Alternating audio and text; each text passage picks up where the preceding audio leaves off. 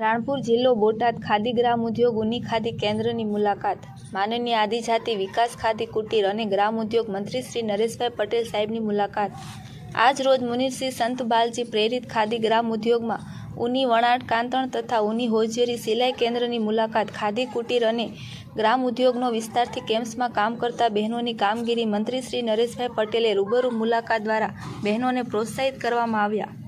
કાર્યક્રમમાં મંત્રીશ્રી દ્વારા બહેનોને મળતી રોજગારી ઉની સ્વેટર સ્વાલ દ્વારા ઉર્જા વિકાસ નિગમ દ્વારા વોલન જર્સીની કામગીરી જેમાં માનનીય વડાપ્રધાન શ્રી આત્મનિર્ભર ભારત તથા સ્વદેશી ઉત્પાદન દ્વારા મળતી રોજગારીની પ્રશંસા કરેલી, જેમાં સરકારી તંત્ર દ્વારા ગુજરાત રાજ્ય ખાદી ગ્રામ ઉદ્યોગ બોર્ડ તથા KVIC દ્વારા મળતી સહાયનો બહેનોને લાભ મળી રહ્યો છે।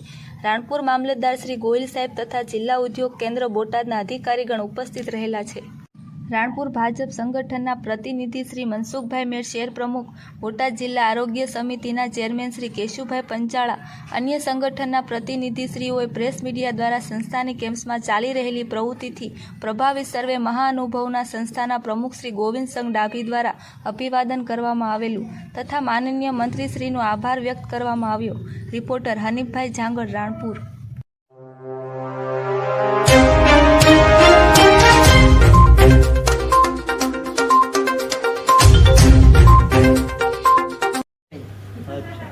કેટલા વર્ષથી કામ કરો? 40 વર્ષથી કામ કરું છું અહીંયા સાહેબ। 40 વર્ષ? હા। અને આ સાહેબ બોલાવે અને એમને કામ આપે છે, સરકાર આપે છે, સાહેબ છે આપણા કેટલી ઉંમર છે મારી? હા, 72 75 છે સાહેબ। હજુ આંખ બહુ ફાઇન કામ કરે। ચોય પર હોય છે।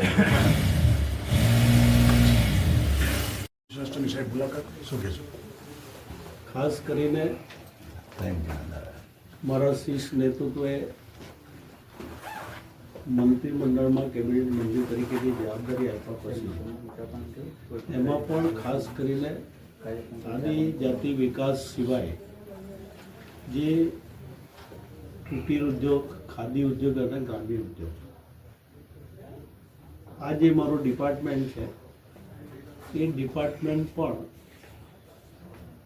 એટલો બધો ગ્રામ્ય વિસ્તાર માટે ઉપયોગી છે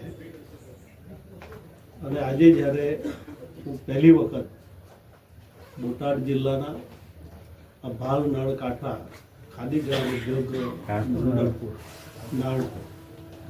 ખાતે જ્યારે આવવાનું થયું છે ત્યારે મોડે સુધી ચેરમેન અને એમના સાથી સભ્યો,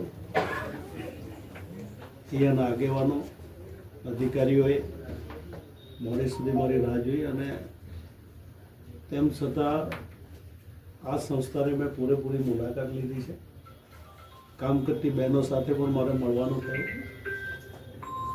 ખૂબ આનંદ થયો કે પૂજ્ય મહાત્મા ગાંધીજીના વિચારો ગ્રામીણ વિસ્તારની બહેનોને કેવી રીતે રોજગારી મળી શકે એ જે એમની ભાવના હતી એને ઉજાગર કરવા માટે યશસ્વી પ્રધાનમંત્રીજી તત્કાલીન મુખ્યમંત્રી તરીકે ગુજરાતમાં હતા ત્યારથી લઈ અત્યાર સુધી એને ખૂબ પ્રાધાન્ય આપી રહ્યા છે। આપણે સૌ જાણીએ છીએ કે લોકલ ફોર લોકલ, જ્યાં સુધી આપણે પોતે બનાવેલી વસ્તુ આપણે પોતે અહીંયા માર્કેટ ઊભી નહીં કરી શકીએ ત્યાં સુધીમાં આપણે બહુ મોટી માત્રામાં કોઈને પણ રોજગારી આપી નહીં શકીએ।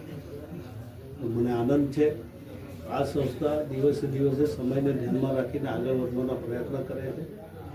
હજુ પણ આમાં કેવી રીતે અપડેટ થઈ શકે એ પણ મેં અહીંયા બેઠા સંચાલકો સાથે પણ ચર્ચા વિચારણા કરી છે અને સરકાર તરફથી આ સંસ્થા જ નહીં પણ પૂરા ગુજરાતની અંદર જે અમારી આવી સંસ્થાઓ છે એના વિચારોને હું ચોક્કસ એક વખત મારી સાથે મિટિંગ કરીને એમને સમજી લઈશ અને ભવિષ્યમાં સરકાર શું મદદ કરી શકે એ પ્રમાણે હું માન્ય મુખ્યમંત્રી શ્રી ભૂપેન્દ્રભાઈ પટેલ સાહેબ સાથે પણ વાત કરીને ચોક્કસ રીતે આ સંસ્થાઓ વધુ મજબૂત બને અને વધુમાં વધુ બહેનોને રોજગારી મળી શકે એ દિશામાં મારા પ્રયત્ન હશે। Okay, thank you.